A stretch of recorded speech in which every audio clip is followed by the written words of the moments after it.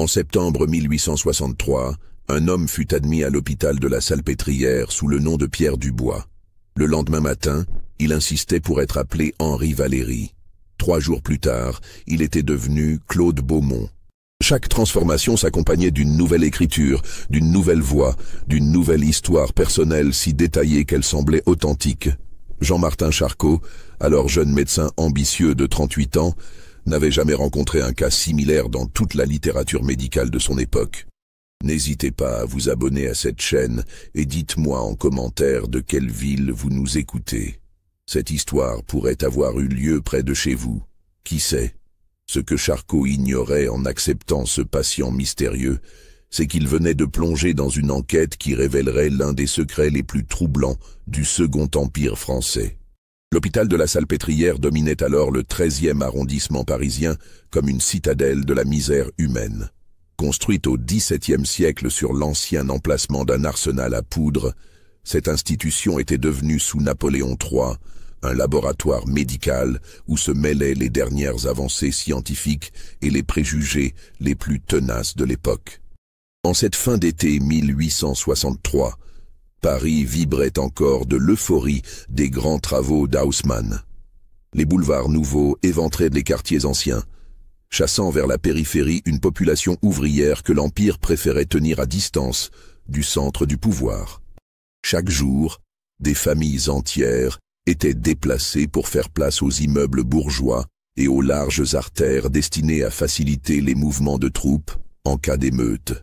Cette transformation brutale de la capitale créait une masse de déracinés, d'inadaptés, de personnes brisées par le changement social.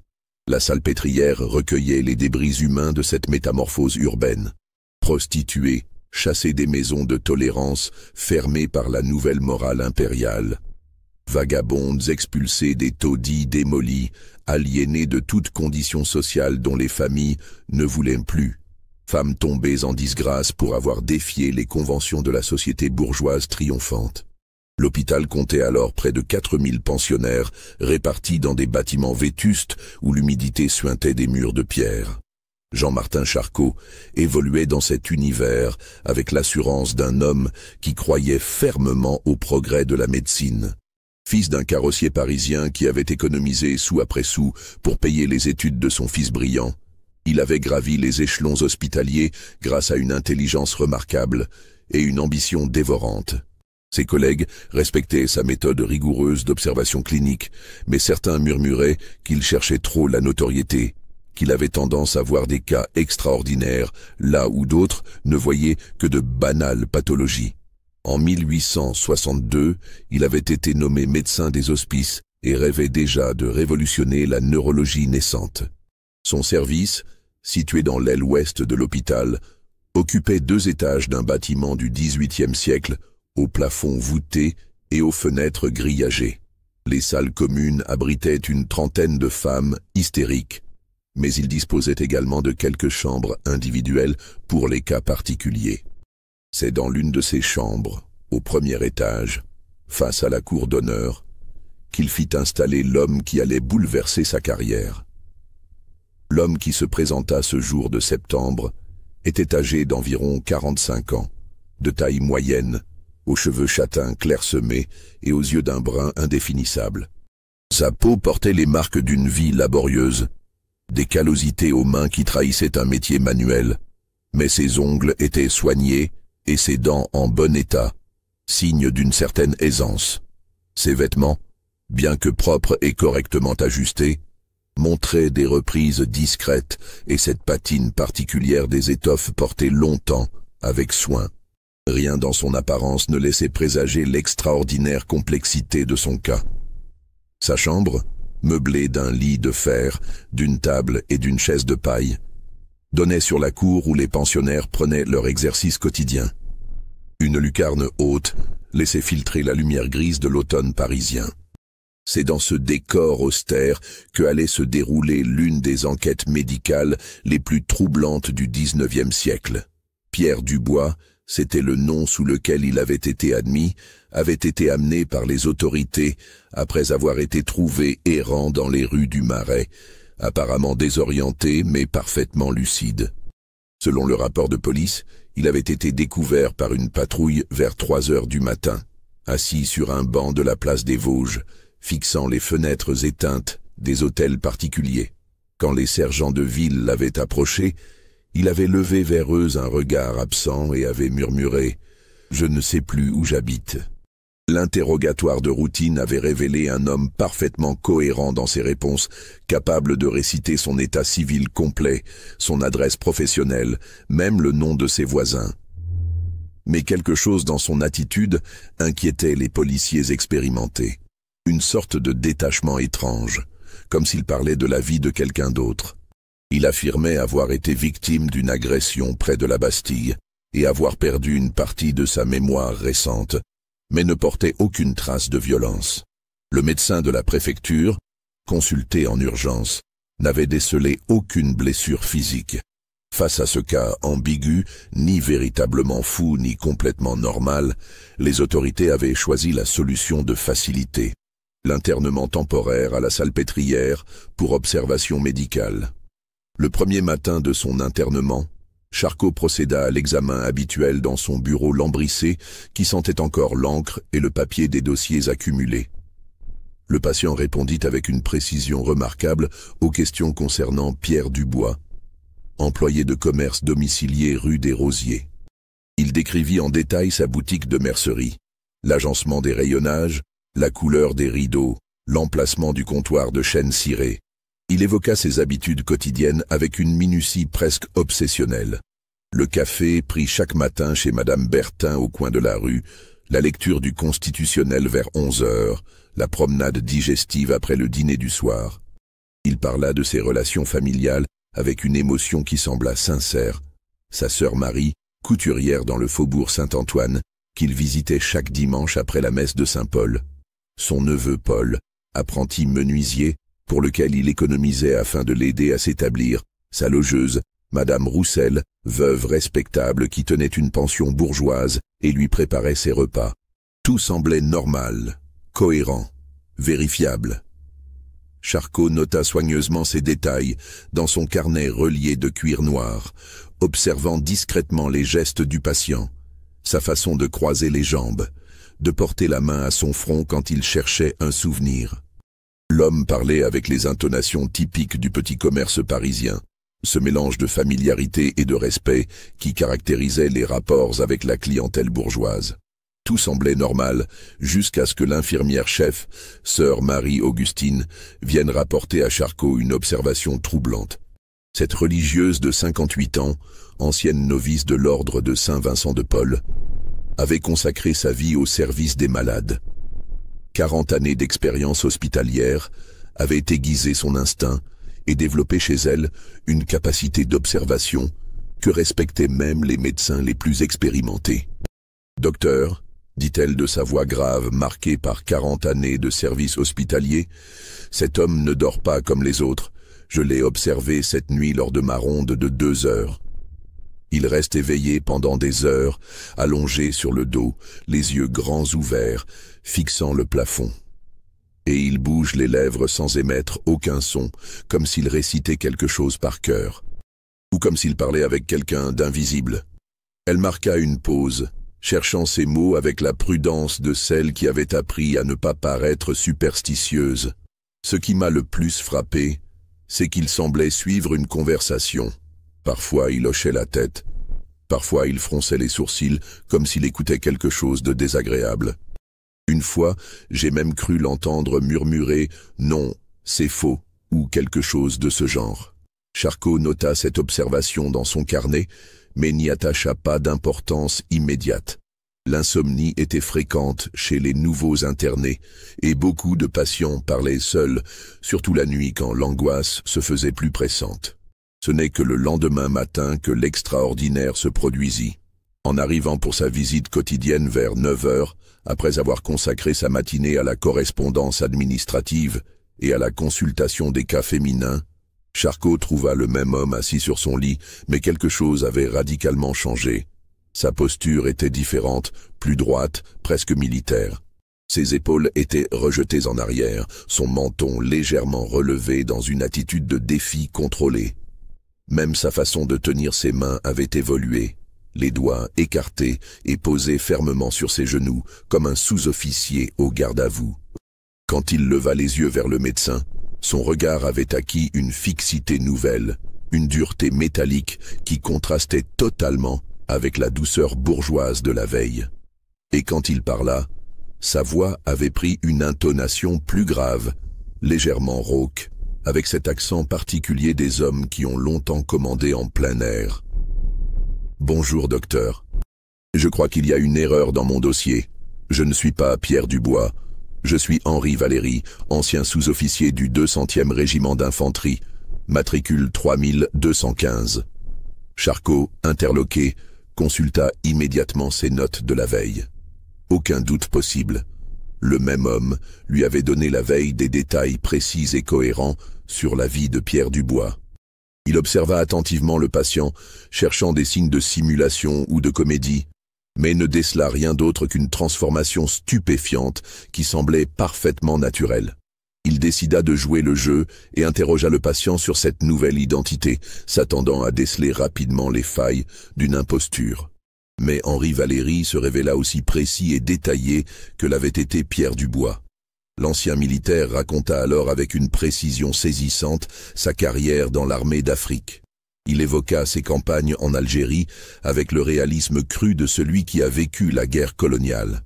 Les marches forcées dans le désert, la soif qui rendait fou, les embuscades des tribus rebelles, les nuits glaciales après les journées torrides. Il décrivit la bataille de Zaatcha en 1849 avec une exactitude troublante, mentionnant les noms des officiers, la disposition des troupes, même l'odeur de poudre et de sang qui avait imprégné sa capote pendant des semaines. Sa blessure, un éclat d'obus qui lui avait entaillé la cuisse gauche, il la raconta avec la précision anatomique de celui qui a senti la chair se déchirer et l'os se fêler. Il montra même à Charcot une cicatrice sur sa jambe, longue trace blanchâtre qui correspondait parfaitement à sa description. Il parla de ses décorations avec la fierté contenue du soldat. La médaille d'Afrique, la croix de la valeur militaire, citations à l'ordre du régiment pour des actes de bravoure qu'il décrivait sans forfanterie, avec la modestie de celui qui a fait son devoir. Ses supérieurs, il les évoquait avec le respect mêlé de crainte du sous-officier. Le colonel Berthier, homme juste mais inflexible. Le capitaine Bertrand, officier sorti du rang qui comprenait ses hommes. Le lieutenant Moreau, jeune Saint-Cyrien courageux mais inexpérimenté. Ses camarades de régiment prenaient vie sous ses mots. Le sergent Poulain, ancien braconnier devenu excellent tirailleur. Le caporal Janet, parisien débrouillard, qui trouvait toujours le moyen de se procurer du tabac. Le soldat Michaud, breton taciturne qui sculptait des petites figurines pendant les heures de veille. Il décrivit la garnison de Sidi Bel Abbès avec tant de détails que Charcot, qui n'avait jamais quitté la France, ne put déceler la moindre incohérence. L'organisation des casernements, la routine quotidienne, les permissions à Oran, même la qualité déplorable de la nourriture et les moyens inventés par les soldats pour l'améliorer. Plus troublant encore, l'écriture du patient avait changé du tout au tout. Là où Pierre Dubois traçait des lettres arrondies et penchées vers la droite, avec les fioritures caractéristiques de l'écriture commerciale, Henri Valéry écrivait d'une main ferme et droite, avec les abréviations et les tournures caractéristiques de la correspondance militaire. Quand Charcot lui demanda de rédiger un court rapport sur sa journée précédente, l'homme produisit un texte parfaitement conforme aux usages de l'armée, avec les formules réglementaires, la structure logique, même la signature réglementaire avec le grade et le matricule. Charcot passa la journée à observer ce nouvel homme, notant chaque détail de son comportement. Henri Valéry se tenait droit même au repos, mangeait rapidement et proprement comme quelqu'un habitué à la discipline des repas militaires, s'adressait aux infirmières avec le respect distant du soldat pour l'autorité civile. Quand un autre patient devint agité dans la salle commune, il réagit instinctivement en se levant et en adoptant une posture d'alerte, comme si ses réflexes militaires reprenaient le dessus. Le soir venu, Charcot quitta l'hôpital avec plus de questions que de réponses. Était-il face à un cas de dédoublement de personnalité, à un simulateur d'un talent extraordinaire? ou à quelque chose de plus mystérieux encore. Au cours des jours suivants, Charcot observa avec fascination et inquiétude croissante les métamorphoses successives de son patient. Après Henri Valéry vint Claude Beaumont, professeur de latin dans un collège de province. Cette transformation s'opéra encore une fois pendant la nuit, comme si le sommeil permettait à une nouvelle identité d'émerger des profondeurs de l'esprit malade. Claude Beaumont parlait avec l'élégance un peu pédante de l'universitaire de province. Sa culture classique était impressionnante. Il citait Cicéron et Virgile dans le texte, dissertait sur la grammaire latine avec une précision qui força l'admiration de Charcot lui-même, pourtant rompu aux subtilités de l'enseignement médical.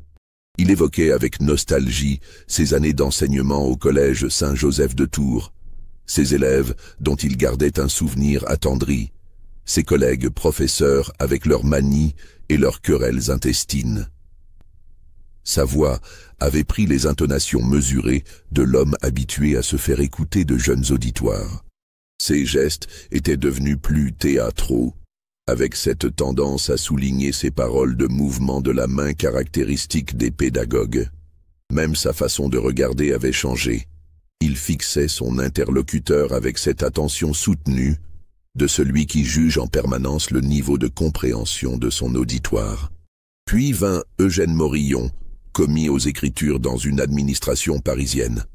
Cette personnalité était plus terne, plus effacée que les précédentes.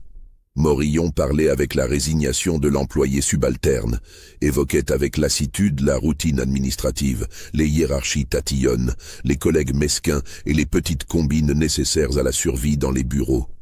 Il décrivait par le menu l'organisation des services de la préfecture de police avec une précision maniaque qui trahissait des années de familiarité avec ses rouages bureaucratiques. Chaque personnalité apportait ses propres souvenirs, ses propres manières, sa propre calligraphie. Charcot avait constitué un dossier pour chacune, notant scrupuleusement les détails, comparant les écritures, analysant les différences de vocabulaire et d'intonation. Jamais il n'avait rencontré de cas similaires dans toute la littérature médicale de son époque. Les transformations survenaient généralement pendant la nuit, mais Charcot remarqua qu'elles pouvaient être déclenchées par certains stimuli. Un uniforme d'infirmier, aperçu par la fenêtre, pouvait faire ressurgir Henri Valéry. Un livre latin trouvé dans la bibliothèque de l'hôpital ramenait Claude Beaumont. Une conversation sur l'administration parisienne réveillait Eugène Morillon. La rigueur scientifique de Charcot le poussait à chercher une explication rationnelle. Il avait lu les travaux récents sur l'hystérie masculine et les troubles de la personnalité, consulté les ouvrages de Pinel et Esquirol sur l'aliénation mentale, étudié les cas de somnambulisme rapportés par ses confrères allemands. Mais rien ne correspondait exactement à ce qu'il observait. Ses confrères, consultés discrètement lors des réunions hebdomadaires de l'Académie de médecine, évoquaient la simulation ou la démence précoce, mais Charcot sentait que la vérité était ailleurs. C'est en interrogeant plus précisément chaque personnalité qu'il découvrit le premier élément véritablement troublant. Henri Valéry, le militaire, mentionnait régulièrement un certain capitaine Bertrand comme son supérieur direct pendant la campagne d'Algérie. Il évoquait cet officier avec respect et affection, racontait des anecdotes précises sur son caractère, ses habitudes, même ses expressions favorites. Or, Charcot connaissait un médecin militaire retraité, le docteur Pellerin, qui avait servi longtemps en Afrique du Nord. Une lettre discrète envoyée à ce confrère lui confirma l'existence du capitaine Bertrand. Charles-Auguste Bertrand, né à Dijon en 1818, officier d'infanterie coloniale, effectivement mort du typhus à Sidi Bel Abbès en 1852. Le docteur Pellerin se souvenait même de lui, l'ayant soigné pendant ces dernières semaines. Sa description correspondait trait pour trait au portrait qu'en avait dressé Henri Valéry. Claude Beaumont, le professeur, parlait avec émotion de ses anciens élèves du collège Saint-Joseph de Tours. Il citait des noms précis, racontait des anecdotes détaillées sur leur caractère et leur performance scolaire. Il évoquait ses collègues avec une familiarité qui ne pouvait venir que d'une longue cohabitation. Monsieur Duroc, le professeur de sciences naturelles qui collectionnait les papillons, Madame Tessier, la surveillante générale redoutée pour sa sévérité. L'abbé Fournier, aumônier de l'établissement qui cachait une passion secrète pour la botanique. Charcot écrivit discrètement au proviseur de l'établissement, prétextant une enquête médicale sur les conditions de vie des enseignants. La réponse qu'il reçut le glaça jusqu'aux os. Claude Beaumont avait effectivement enseigné dans ce collège de 1855 à 1858. Excellent pédagogue, apprécié de ses élèves et respecté de ses collègues, il avait quitté son poste brutalement en mars 1858, suite à une mystérieuse affaire que l'administration préférait ne pas évoquer. La correspondance officielle mentionnait seulement des raisons personnelles impérieuses. On n'avait plus jamais entendu parler de lui. Eugène Morillon prétendait avoir travaillé à la préfecture de police de 1859 à 1860. Ses descriptions de l'organisation interne des bureaux, des procédures administratives, des petits scandales de couloir étaient d'une précision déconcertante. Il connaissait les noms des chefs de service, les rivalités entre départements, même l'emplacement des différents bureaux dans le dédale de la préfecture. Il évoquait ses collègues avec la familiarité blasée de l'employé de longue date. Monsieur Carré, chef de bureau tyrannique mais juste, Leblond, collègue paresseux qui se faisait porter pâle tous les lundis. Mademoiselle Huette, dactylo efficace mais médisante. Charcot, par l'intermédiaire d'un ami magistrat, apprit qu'un Eugène Morillon avait effectivement été employé rue de Jérusalem pendant cette période. Employé modèle au début, il avait progressivement perdu la confiance de ses supérieurs à cause de négligences répétées et de retards inexpliqués. Il avait disparu mystérieusement de son domicile en octobre 1860, laissant derrière lui des dettes et une réputation ternie par des rumeurs de corruption mineure. Plus Charcot creusait, plus l'évidence s'imposait. Toutes ces identités correspondaient à des hommes réels, et tous semblaient avoir connu une fin prématurée ou mystérieuse. L'automne 1863 apporta de nouveaux développements inquiétants. Le patient, désormais surnommé « l'homme au visage » par le personnel hospitalier, continuait ses métamorphoses nocturnes avec une régularité troublante. Il était devenu tour à tour Théodore Blanchard, horloger minutieux de la rue Saint-Antoine, Amédée Fontaine, clerc de notaire aux manières obséquieuses, Victor Chabrier, voyageur de commerce au bagou intarissable. Chaque nouvelle identité apportait son lot de détails précis et vérifiables. Théodore Blanchard décrivait avec la passion de l'artisan les mécanismes les plus complexes, expliquait les subtilités de son métier avec un vocabulaire technique parfait. Ses mains semblaient garder la mémoire des gestes précis. Quand Charcot lui apporta une montre déréglée, l'homme l'examina avec l'œil exercé du spécialiste et diagnostiqua immédiatement le problème. Il dessina même de mémoire le plan d'un mouvement d'horlogerie particulièrement complexe, avec une précision qui impressionna un véritable horloger consulté par Charcot. Amédée Fontaine possédait une connaissance encyclopédique du droit civil et commercial. Il citait les articles du Code Napoléon, expliquait les subtilités juridiques avec la précision du praticien expérimenté. Il évoquait les affaires qu'il avait traitées avec une familiarité professionnelle troublante. Succession compliquée, partage difficile, querelle d'héritage qui avait mobilisé l'étude pendant des mois. Victor Chabrier racontait ses voyages commerciaux avec la verve du conteur né. Il décrivait les routes de province, les auberges recommandables et les autres, les habitudes de chaque région, les dialectes locaux qu'il avait appris à comprendre pour mieux vendre ses marchandises. Sa connaissance de la géographie française était remarquable, et il pouvait dessiner de mémoire des itinéraires précis entre les villes les plus éloignées. Charcot avait constitué un dossier volumineux sur chacune de ces personnalités. Il menait ses recherches avec la discrétion d'un enquêteur, conscient que cette affaire dépassait largement le cadre médical habituel. Ses correspondances avec les administrations, les anciens employeurs, les témoins épars, lui révélaient un schéma de plus en plus troublant. Tous ces hommes avaient réellement vécu, et tous avaient connu des fins étranges. Les dossiers s'accumulaient sur le bureau de Charcot, formant une montagne de preuves qui dessinait peu à peu un puzzle terrifiant.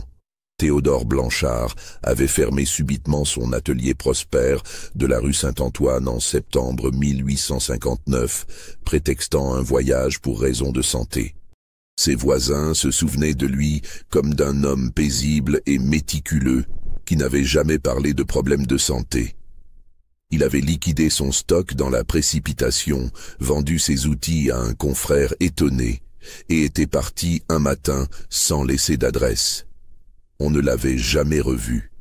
Amédée Fontaine avait quitté l'étude de maître Duval du jour au lendemain en juin 1861, abandonnant un poste enviable sans explication. Le notaire, interrogé discrètement par un confrère de Charcot, se souvenait d'un employé modèle, d'une ponctualité irréprochable, qui connaissait par cœur tous les dossiers de l'étude. Sa disparition brutale avait causé de sérieux désagréments, plusieurs affaires importantes ayant dû être retardées. Fontaine n'était jamais revenu chercher ses affaires personnelles, pas même ses économies restées en dépôt chez son patron. Victor Chabrier était parti pour une tournée commerciale en province au printemps 1862 et n'était jamais rentré chez lui. Sa logeuse avait attendu plusieurs mois avant de louer sa chambre à un autre locataire. Ses échantillons et ses catalogues étaient restés dans l'armoire, comme s'il avait prévu revenir le soir même. Ses employeurs, une maison de négoce spécialisée dans les tissus, avaient fini par le radier de leur registre et embaucher un remplaçant. Le plus troublant était la période à laquelle ces disparitions s'étaient échelonnées, de 1855 à 1862. 7 années pendant lesquelles des hommes d'âge mûr, de conditions moyennes, célibataires pour la plupart, avaient régulièrement disparu de la circulation parisienne sans laisser de traces.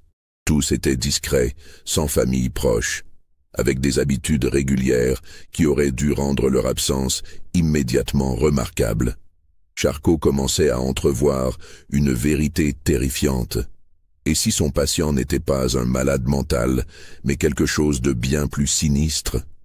L'hypothèse qui germait dans son esprit était si monstrueuse qu'il osait à peine la formuler, même dans le secret de ses pensées. Cet homme pouvait-il être responsable de la disparition de tous ces individus? Avait-il trouvé un moyen d'absorber leur identité après les avoir éliminés? Cette théorie expliquait la précision surnaturelle des détails fournis par chaque personnalité. Si le patient avait vécu aux côtés de ses victimes, s'il les avait observées, interrogées, peut-être torturées avant de les tuer, il aurait pu acquérir cette connaissance intime de leurs existences.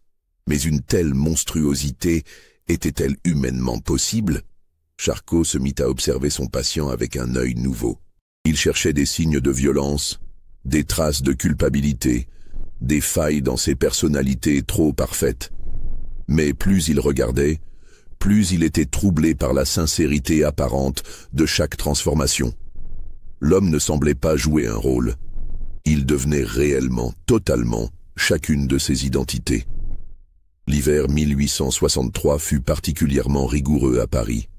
Dans les salles glaciales de la Salpêtrière, les patients se serraient autour des maigres braseros et l'atmosphère devenait plus pesante avec les jours raccourcis. C'est dans ce climat oppressant que Charcot découvrit la pièce du puzzle qui allait tout changer. Un matin de décembre, il trouva son patient transformé en Lucien Maréchal, antiquaire du quartier Saint-Germain. Cette nouvelle personnalité se distinguait des autres par une érudition remarquable et une connaissance approfondie de l'art et de l'histoire. Lucien Maréchal parlait avec passion de manuscrits rares, d'objets précieux, de collections privées appartenant aux familles aristocratiques de la capitale. Il évoquait sa boutique de la rue de Seine avec une précision troublante. L'odeur de cire et de vieux cuir qui imprégnait l'atmosphère, l'emplacement exact de chaque meuble et de chaque vitrine, la clientèle raffinée qui fréquentait son établissement. Il décrivait avec une émotion sincère ses pièces les plus précieuses, un manuscrit enluminé du XIVe siècle, un coffret d'ivoire byzantin, une série de miniatures persanes d'une finesse extraordinaire.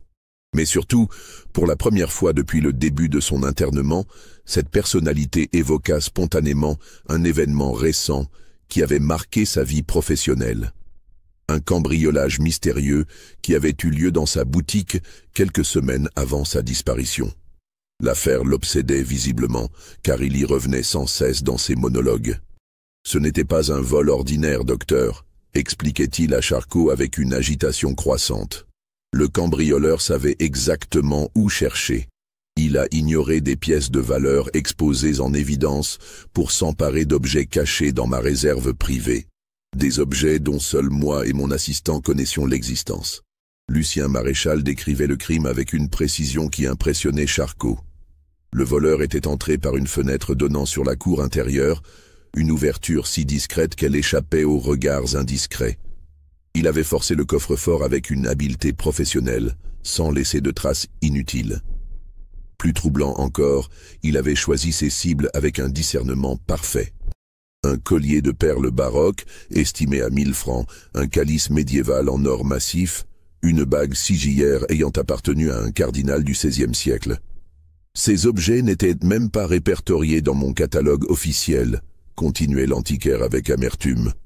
Je les gardais pour des clients très particuliers, des collectionneurs qui appréciaient la discrétion.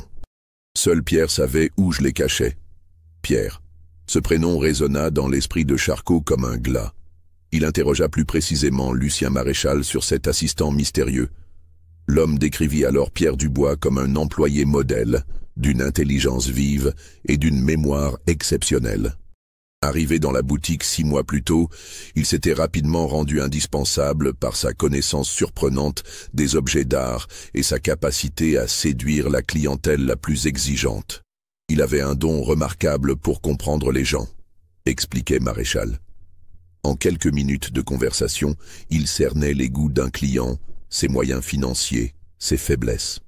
Il savait exactement quel objet lui présenter pour éveiller son désir d'acquisition. Mais Pierre Dubois avait aussi une curiosité dévorante qui avait fini par inquiéter son patron. Il posait des questions incessantes sur l'origine des pièces, leur histoire, leurs anciens propriétaires. Il voulait tout savoir. Les techniques de fabrication, les critères d'authentification, les réseaux de revendeurs, les habitudes des collectionneurs les plus fortunés. Je croyais qu'il cherchait à apprendre le métier pour s'établir à son compte, avouait Maréchal avec amertume. En réalité, il préparait son coup.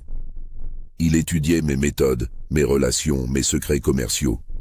L'enquête que mena discrètement Charcot confirma l'existence de ce cambriolage.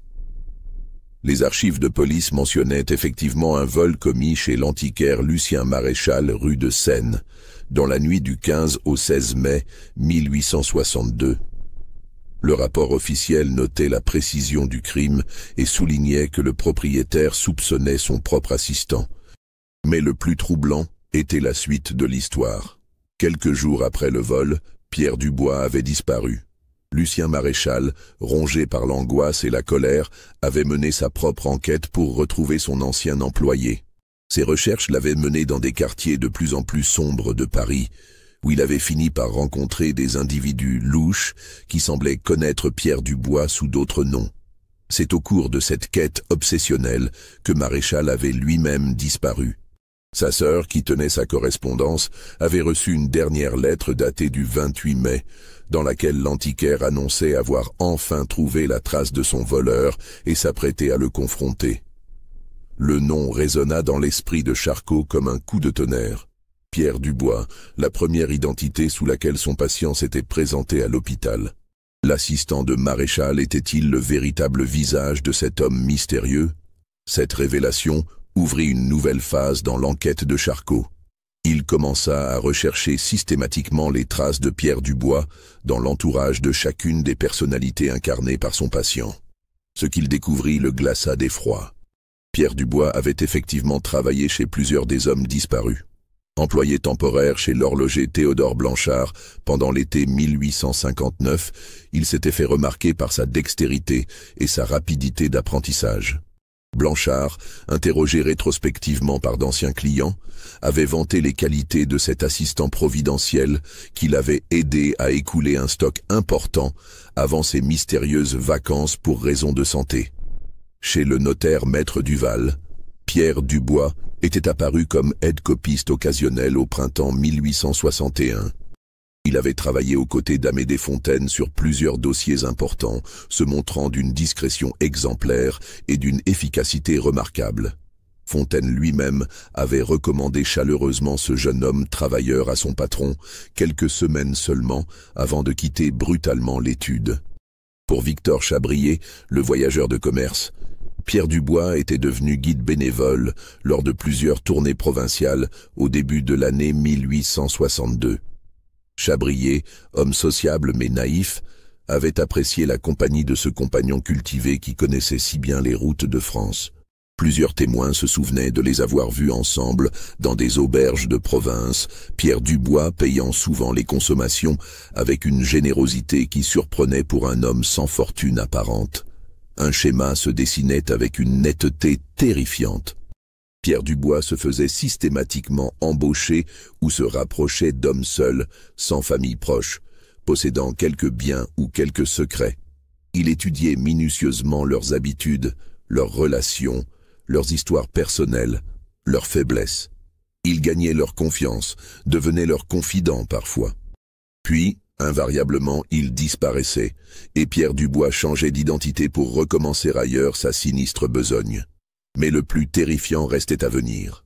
En fouillant systématiquement les archives de la préfecture de police avec l'aide de son ami magistrat, Charcot découvrit qu'un Pierre Dubois avait été recherché dès 1854 pour une série d'escroqueries et de vols. Le signalement physique correspondait parfaitement à son patient. Taille moyenne, cheveux châtains, yeux bruns, environ 40 ans. Aucun signe particulier. Mais plus troublant encore, les délits attribués à ce Pierre Dubois révélaient une progression inquiétante dans la gravité des crimes. D'abord, simple pickpocket spécialisé dans les bourgeois aisés, il était devenu escroc, puis cambrioleur, s'attaquant à des cibles de plus en plus importantes. Les derniers rapports de police, datés de 1853, mentionnaient qu'il était soupçonné d'avoir participé à la disparition mystérieuse d'un riche marchand de soieries, mais les preuves avaient été insuffisantes pour l'inculper. Cet homme sévissait donc depuis près de 10 ans dans Paris et ses environs, perfectionnant sans cesse ses méthodes, devenant de plus en plus audacieux dans ses entreprises criminelles. La question qui hantait désormais Charcot était simple et terrifiante. Que faisait-il exactement de ses victimes? Car si Pierre Dubois avait simplement volé puis tué ses hommes, comment expliquer que son patient puisse incarner si parfaitement leur personnalité? Il ne suffisait pas d'observer quelqu'un pour connaître tous ses souvenirs d'enfance, ses habitudes les plus intimes, ses secrets les plus profonds. Il fallait bien plus que cela. Une hypothèse monstrueuse commençait à germer dans l'esprit scientifique de Charcot. Et si Pierre Dubois ne se contentait pas de tuer ses victimes? Et s'il les séquestrait d'abord, les interrogeait longuement, les torturait peut-être pour leur arracher tous leurs souvenirs, tous leurs secrets, toute leur identité, avant de les éliminer? Cette théorie expliquait la précision surnaturelle des détails fournis par chaque personnalité incarnée par le patient.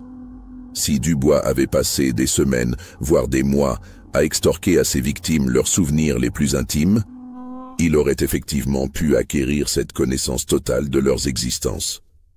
Mais alors, où séquestrait-il ses victimes? Comment procédait-il exactement? Et surtout, que faisait-il de leur corps? Charcot se mit à observer son patient avec un œil nouveau.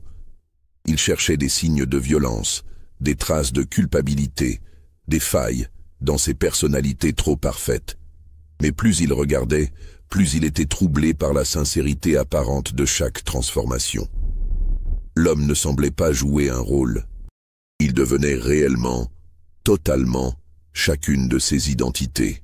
C'est alors que se produisit un incident qui bouleversa complètement la perspective de Charcot sur cette affaire. Un soir de janvier 1864, Alors qu'il s'apprêtait à quitter l'hôpital après une longue journée de consultation, il fut alerté par des cris provenant du service. Il accourut et trouva son patient, qui était ce jour-là dans la peau du professeur Claude Beaumont, en proie à une crise de violence inexplicable. L'homme était debout au milieu de sa chambre, le visage déformé par la terreur, hurlant des phrases incohérentes. « Non, je ne dirai rien de plus. Vous savez tout maintenant. Laissez-moi tranquille. Je ne peux pas. Je ne peux plus supporter vos questions. » Il semblait s'adresser à quelqu'un d'invisible, suppliant une présence fantomatique de cesser un interrogatoire qui n'existait que dans son esprit malade. Les infirmiers tentaient de le calmer, mais il les repoussait avec une force surprenante, continuant ses supplications désespérées. « Pitié, gémissait-il. Je vous ai tout dit sur mes élèves, sur mes collègues, sur ma famille. Que voulez-vous savoir de plus? Mon enfance? Mes premiers souvenirs? Je vous en supplie, tuez-moi maintenant. » Puis, soudainement, il s'effondra, sanglotant comme un enfant. Charcot s'approcha prudemment et l'entendit murmurer d'une voix brisée. « Il sait tout de moi maintenant, tout. Il peut être moi mieux que moi-même, alors à quoi bon vivre encore ?» Cette crise révéla à Charcot une dimension nouvelle et terrifiante de l'affaire. Les personnalités incarnées par son patient n'étaient peut-être pas simplement des masques qu'il revêtait. Elles semblaient conserver une forme de conscience, une mémoire de leur agonie, une révolte contre l'homme qui les avait dépouillés de leur identité. Si cette révélation vous donne des frissons, n'hésitez pas à liker cette vidéo et dites-moi en commentaire ce que vous pensez qu'il arrivait vraiment à ces hommes disparus. Dans les jours qui suivirent cette crise, Charcot observa d'autres manifestations troublantes. Parfois, au milieu d'une conversation parfaitement normale avec l'une des personnalités, l'expression du patient changeait brutalement. Ses yeux se révulsaient, sa voix devenait rauque, et il prononçait quelques phrases terrifiantes. « Tu croyais pouvoir me faire taire? Je suis toujours là, dans ta tête, et je n'oublierai jamais ce que tu m'as fait. » Ces épisodes ne duraient que quelques secondes, mais ils glaçaient le sang de Charcot. On aurait dit que les victimes de Pierre Dubois tentaient de reprendre possession de leur identité volée, de se venger de celui qui les avait torturés et tués. L'hiver se prolongeait, et l'état mental du patient semblait se dégrader progressivement. Les transformations devenaient plus fréquentes, parfois plusieurs fois par jour.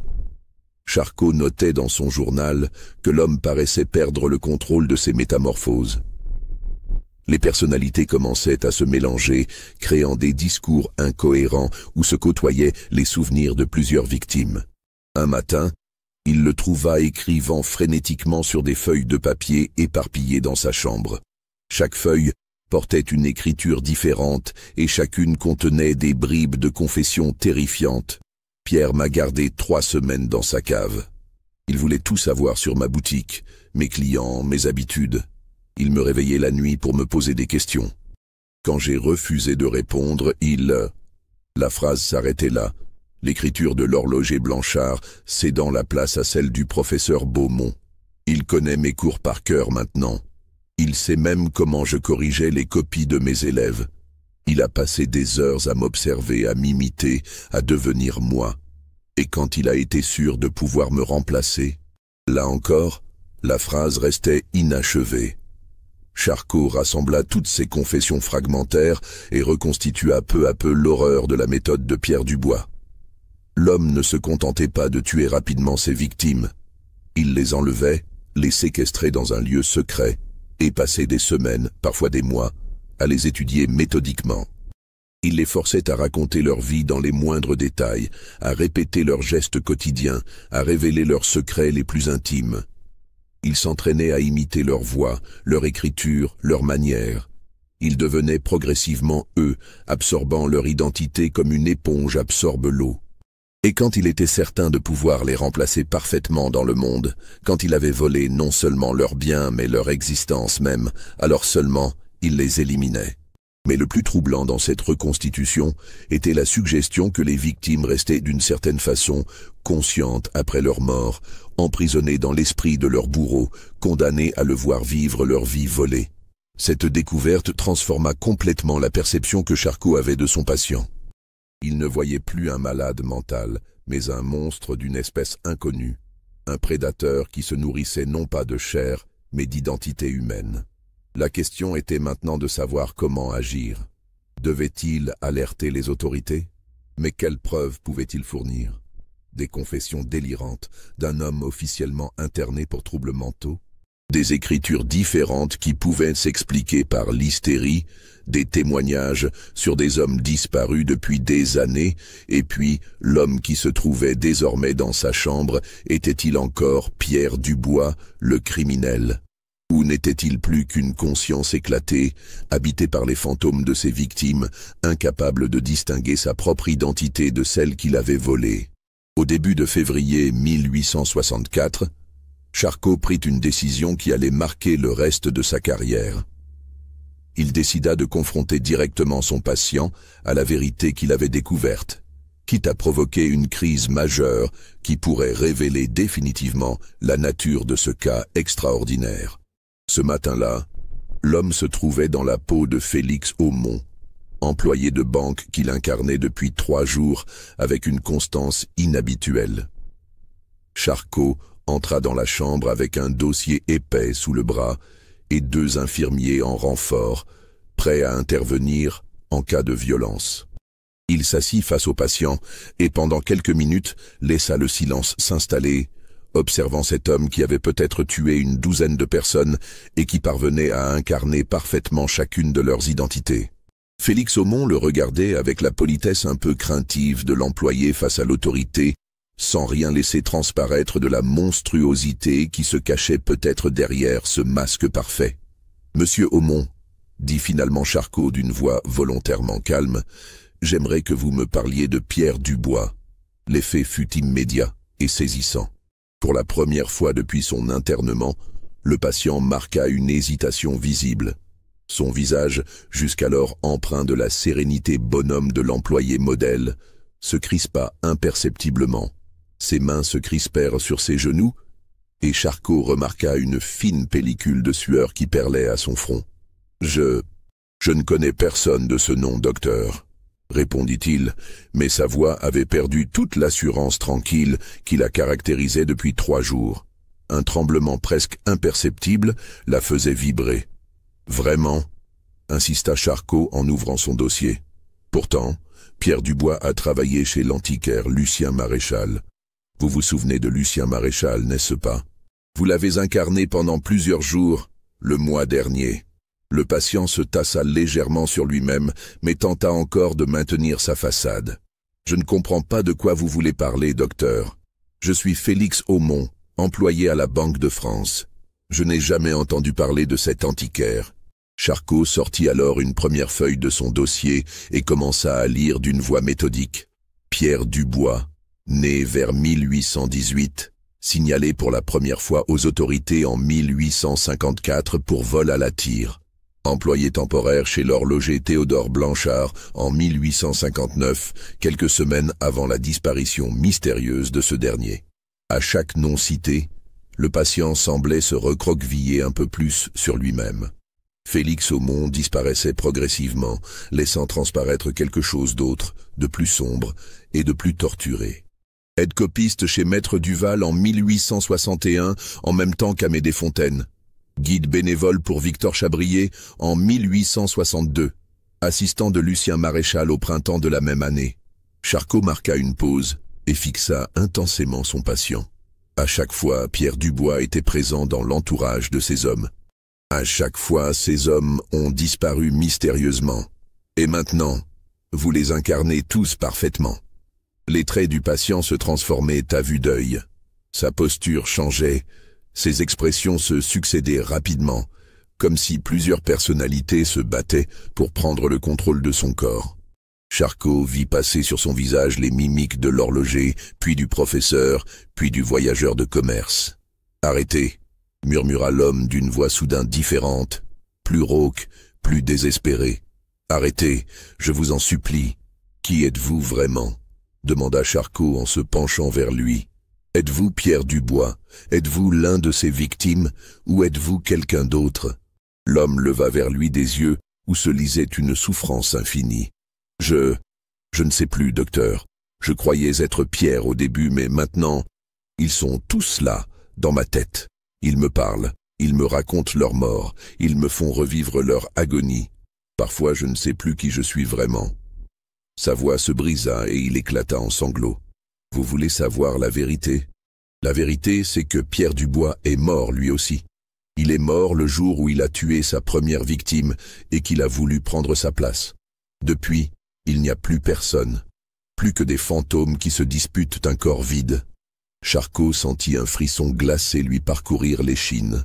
La confession qui allait suivre dépasserait en horreur tout ce qu'il avait pu imaginer. « Au début, c'était simple, » continua l'homme d'une voix hachée. « Je volais, c'est tout. Mais un jour, j'ai rencontré Julien Berthier, un petit rentier qui vivait seul. Je l'ai cambriolé et au lieu de partir, je suis resté pour l'observer. Il était si prévisible, si ordinaire. Je me suis dit que je pourrais vivre sa vie à sa place. » Il marqua une pause, comme s'il rassemblait ses souvenirs épars. Je l'ai gardé dans ma cave pendant des semaines. Je lui faisais répéter sa vie encore et encore, ses souvenirs d'enfance, ses habitudes, ses peurs, ses rêves. Je voulais tout savoir. Et quand j'ai senti que je pouvais être lui mieux que lui-même. Il ne termina pas sa phrase, mais son regard disait tout.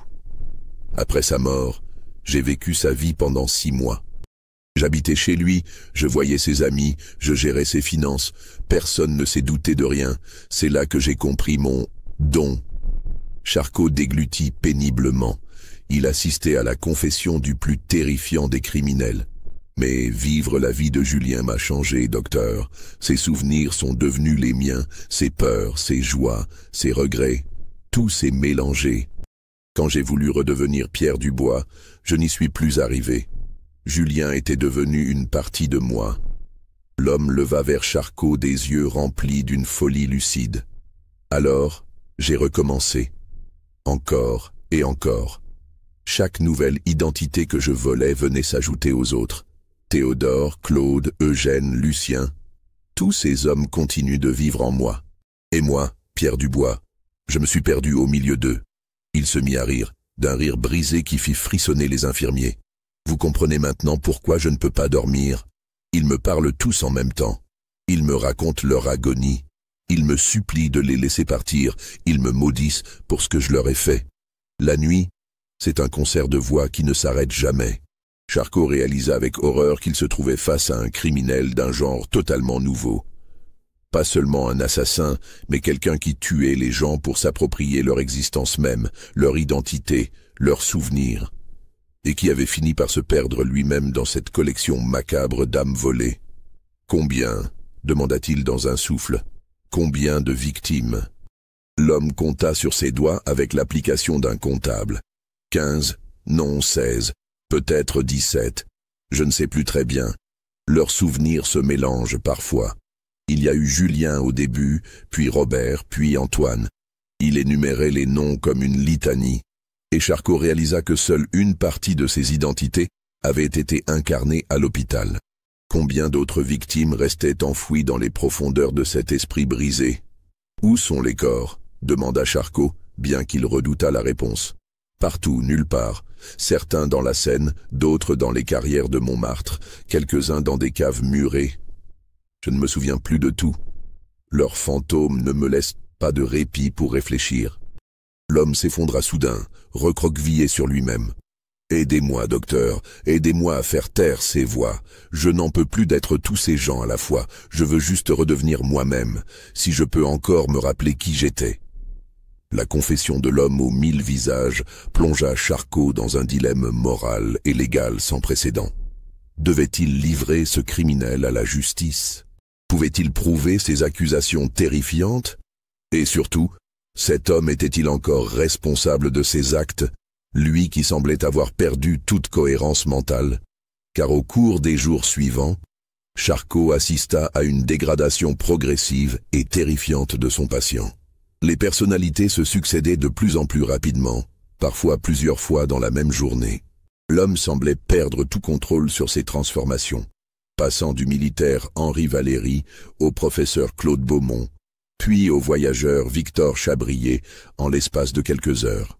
Mais le plus troublant était que ces identités commençaient à coexister simultanément.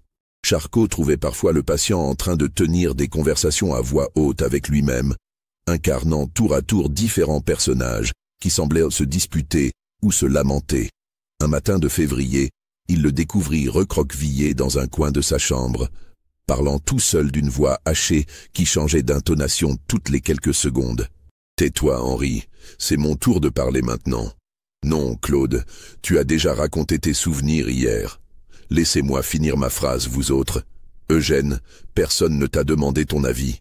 Silence. » Le dernier mot avait été hurlé avec une violence qui fit accourir les infirmiers.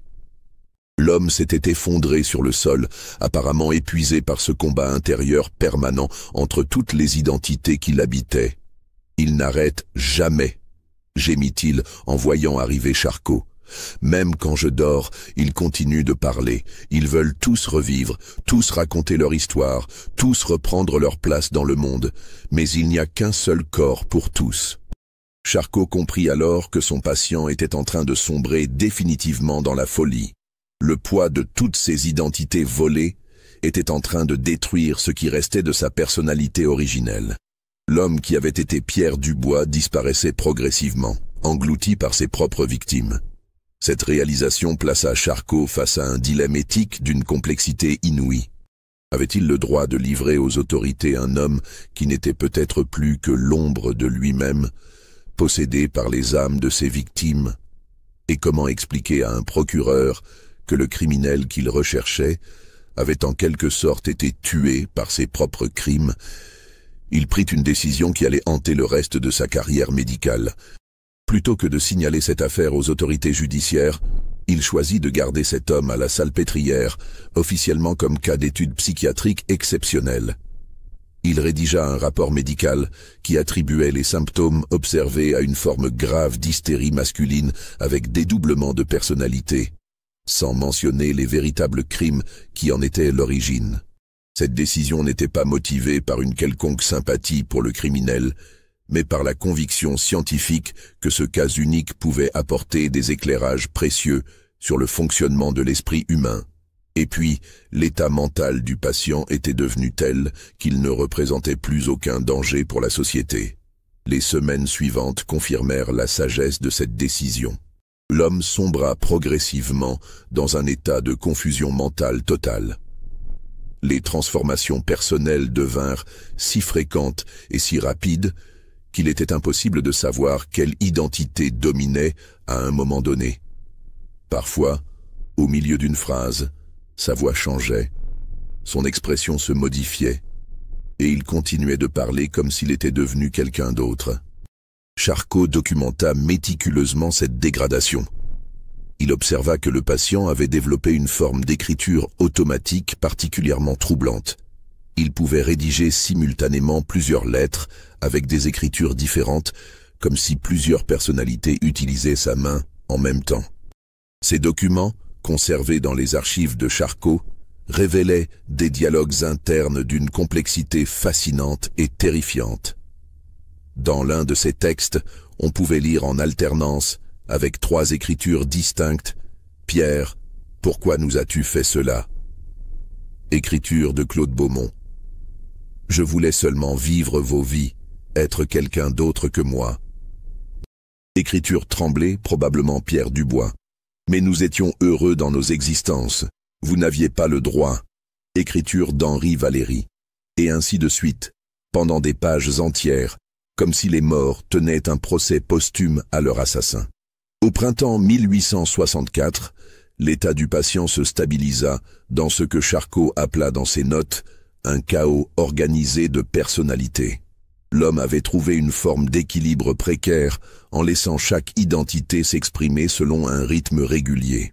Charcot établit un tableau de correspondance qui lui permettait de prévoir quelle personnalité serait dominante à quel moment de la journée.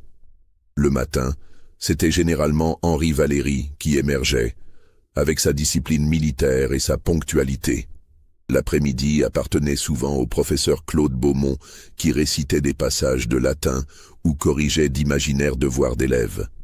Le soir était le domaine d'Eugène Morillon, qui rédigeait des rapports administratifs fictifs avec un soin maniaque.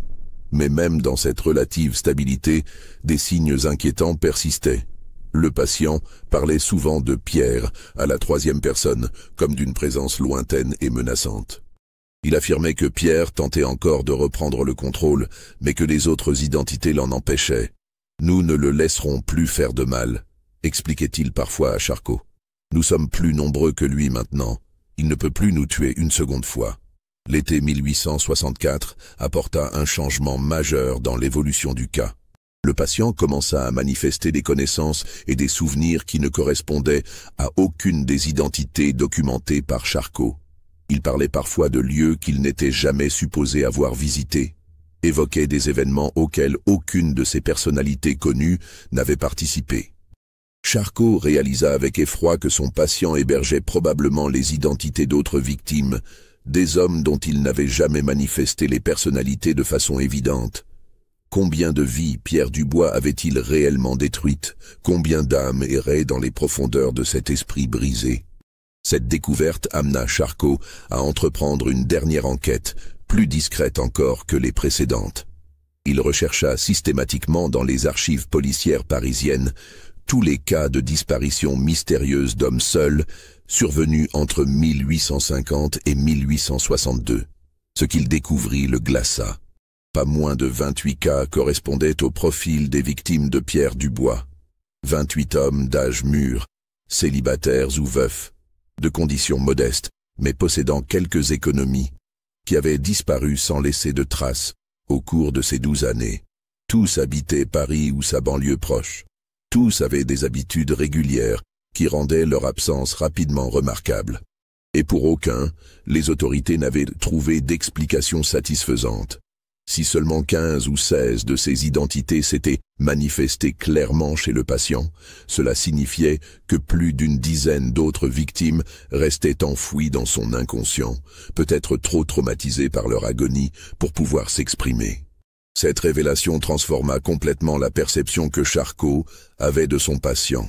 Il ne voyait plus seulement un criminel devenu fou, mais une sorte de cimetière vivant, un réceptacle de toutes ces existences interrompues qui continuaient à hanter le monde des vivants à travers ce corps unique.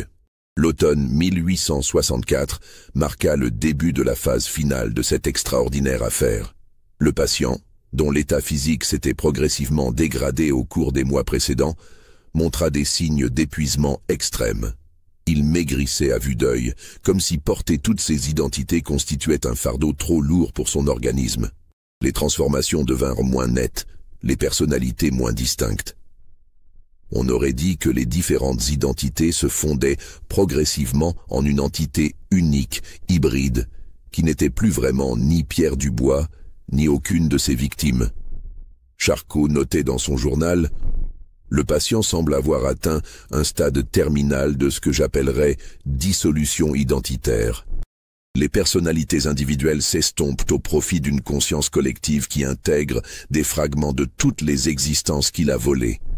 Il devient un être unique en son genre, ni vivant ni mort, ni lui-même, ni les autres. » C'est dans cet état crépusculaire que l'homme vécut ces derniers mois.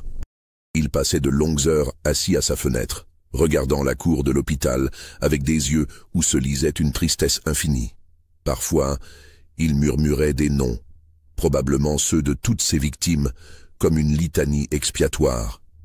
Charcot s'attacha à cet homme malgré l'horreur de ses crimes. Il y avait quelque chose de tragique dans ce destin, dans cette solitude absolue d'une âme qui avait voulu être tout le monde et qui n'était finalement plus personne.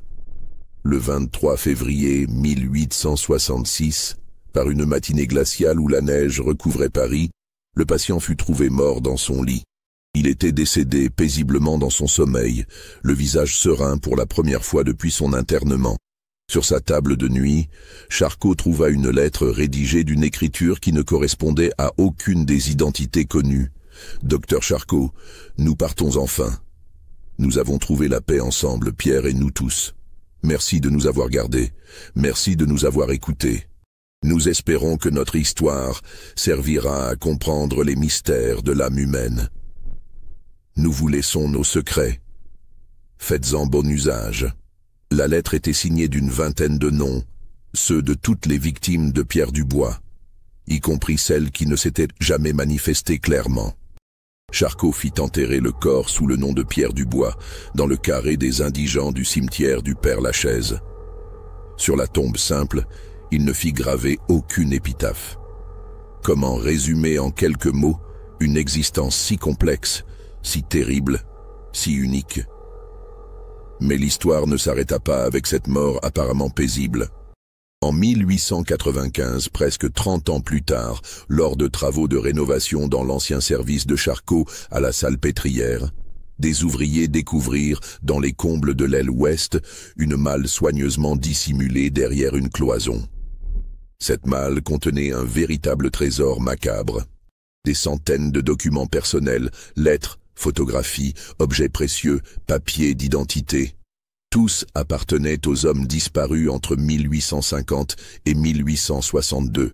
Chaque identité était représentée par un dossier complet, comme si Pierre Dubois avait constitué une collection systématique de ses trophées. Mais le plus troublant était un carnet relié de cuir noir, rédigé entièrement de la main de Pierre Dubois lui-même. On y trouvait des notes détaillées sur ses méthodes, ses observations psychologiques sur chacune de ses victimes, et surtout, une liste complète de 43 noms d'hommes avec leurs adresses, leurs habitudes, leurs faiblesses. Seuls 15 ou 16 de ces noms correspondaient aux identités que le patient avait incarnées à l'hôpital. Les 27 ou 28 autres restaient un mystère. Avaient-ils été ses victimes précédentes, tuées avant qu'il ne développe sa capacité d'incarnation? Ou ses cibles futures, dont la mort de leur bourreau avait sauvé l'existence? L'enquête discrètement menée par la police révéla que plusieurs de ces hommes avaient effectivement disparu entre 1845 et 1854, soit bien avant les cas documentés par Charcot. D'autres étaient encore vivants en 1895, mais confirmèrent avoir été approchés par un certain Pierre Dubois dans les années 60. Cet homme avait donc peut-être sévi pendant plus de 20 ans, perfectionnant sa méthode monstrueuse, collectionnant les identités humaines avec la passion d'un entomologiste pour les papillons rares. Le carnet révélait également l'existence d'un repère secret, une cave située dans les anciennes carrières de Montmartre, aménagée pour séquestrer et torturer ses victimes. Quand les autorités explorèrent ce lieu, elles découvrirent des restes humains, des instruments de torture artisanaux, et des murs couverts de graffitis désespérés laissés par les prisonniers. Mais surtout, elles trouvèrent une bibliothèque macabre, des dizaines de cahiers dans lesquels Pierre Dubois avait consigné méthodiquement les confessions arrachées à ses victimes. Chaque homme avait été forcé de raconter sa vie dans les moindres détails, de révéler ses secrets les plus intimes, de décrire ses habitudes les plus privées. Ces témoignages constituaient la matière première que Dubois utilisait ensuite pour incarner parfaitement ses victimes. Le dossier complet fut immédiatement classé secret par les autorités de l'époque, soucieuses d'éviter un scandale qui aurait entaché la réputation de la médecine française et de l'hôpital de la Salpêtrière. Le préfet de police de l'époque écrivit dans un rapport confidentiel: cette affaire révèle l'existence d'un type de criminalité totalement nouveau, d'une perversité qui dépasse l'entendement. Il convient d'en limiter la diffusion pour éviter que de tels actes ne donnent des idées à d'autres esprits dérangés.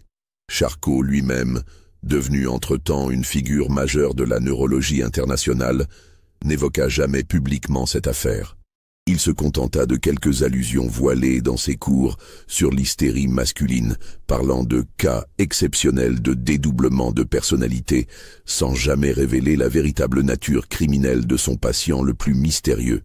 Dans ses mémoires privées, découvertes après sa mort en 1893, il écrivit « J'ai rencontré au cours de ma carrière bien des formes de folie, mais jamais rien d'aussi troublant que ce cas de 1863.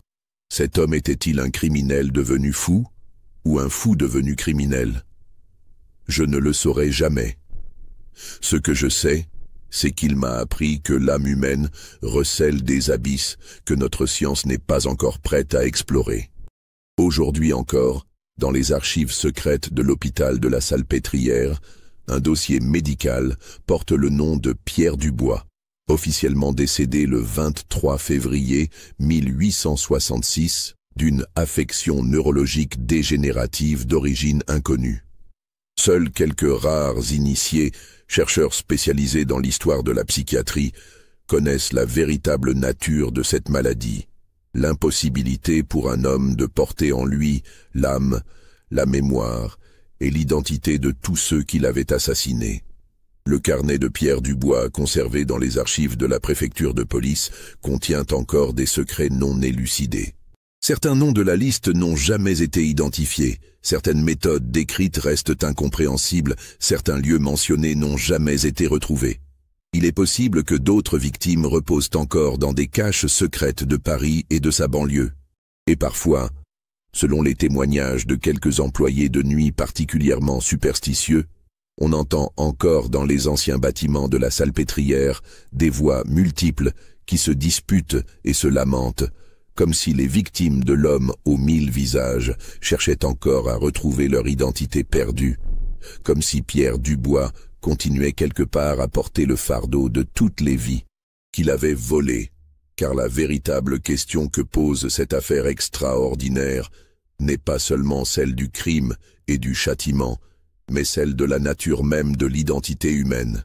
Qu'est-ce qui fait que nous sommes nous-mêmes, nos souvenirs, nos habitudes, nos secrets? Et si quelqu'un s'appropriait tout cela, que resterait-il de notre existence propre?